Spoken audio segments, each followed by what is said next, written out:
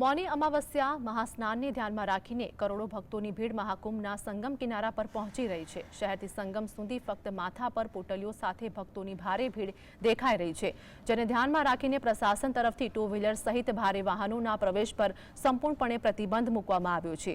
જો મહાકુંભના મહાસ્નાન અંગે આ ખાસ રજૂઆત।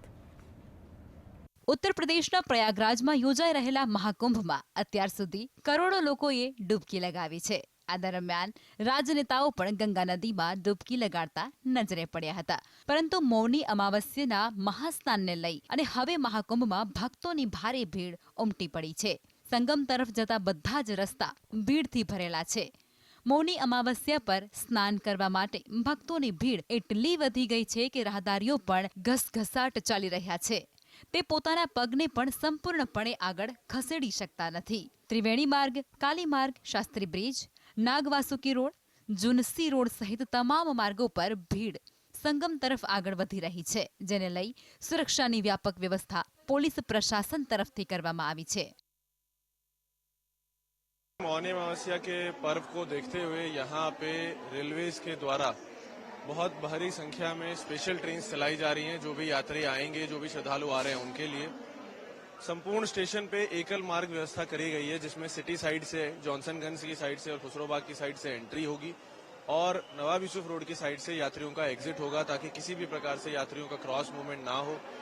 इसके अलावा बहुत अधिक संख्या में पुलिस बल, paramilitary force, dog squad, bomb disposal squad, AS check team, इस प्रकार की विभिन्न टीमें लगाई गई हैं, जो संपूर्ण स्टेशन पर कुंभ की स्टार्टिंग से लगातार ड्यूटी कर रही हैं।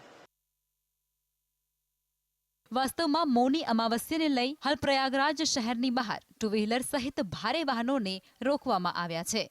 તમને જણાવી દઈએ કે શહેરની સરહદો પર લગભગ 10,000 પોલીસ કર્મચારીઓ તૈનાત કરવામાં આવ્યા છે। આ પોલીસ કર્મચારીઓ ફક્ત શહેરમાં જ નહીં, પરંતુ સરહદો પર પણ શ્રદ્ધાળુઓ પર નજર રાખશે। તો બીજી તરફ 13 જાન્યુઆરી પોષ પૂર્ણિમાથી અત્યાર સુધીમાં આશરે 15 કરોડ ભક્તોએ સંગમમાં ડૂબકી લગાવી છે। સ્થિતિ એવી છે કે મંગળવારે બપોરે 12 વાગ્યા સુધીમાં લગભગ 1 કરોડ ભક્તોએ સંગમમાં ડૂબકી लगावी હતી। और प्रयागराज पे स्नान करने के लिए बहुत भव्य मेला है। 144 साल बाद बता रहे हैं लोग पर्व है, इसीलिए घूमने आए हैं। योगी जी की बहुत अच्छी व्यवस्था है यहाँ पर। और हम 23 तारीख को निकले हैं मुरैना से। अभी हमारा एक खालसा है जो संत श्री मौनी बाबा के नाम से प्रसिद्ध है, वहाँ पे रुके हुए हैं। 29 तारीख को पर्व लेके हम अपने घर के लिए चले जाएंगे। भीड़ भाड़ सर बहुत है, व्यवस्था भी अच्छी है भीड़ भाड़ के हिसाब से।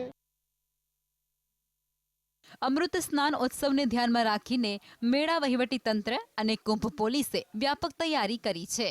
સમગ્ર મેળા વિસ્તારને નો વ્હીકલ ઝોન જાહેર કરાયો છે। સંગમ કિનારા પર બેરિકેટિંગનું કામ પણ ઝડપથી પૂર્ણ થઈ રહ્યું છે, જેથી ભીડ નિયંત્રણમાં રહે। ભક્તોની અવરજવર માટે દરેક સેક્ટર અને ઝોનમાં ખાસ વ્યવસ્થા કરવામાં આવી છે।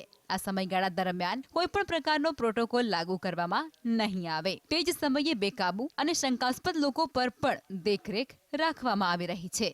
Bureau report, GSTV।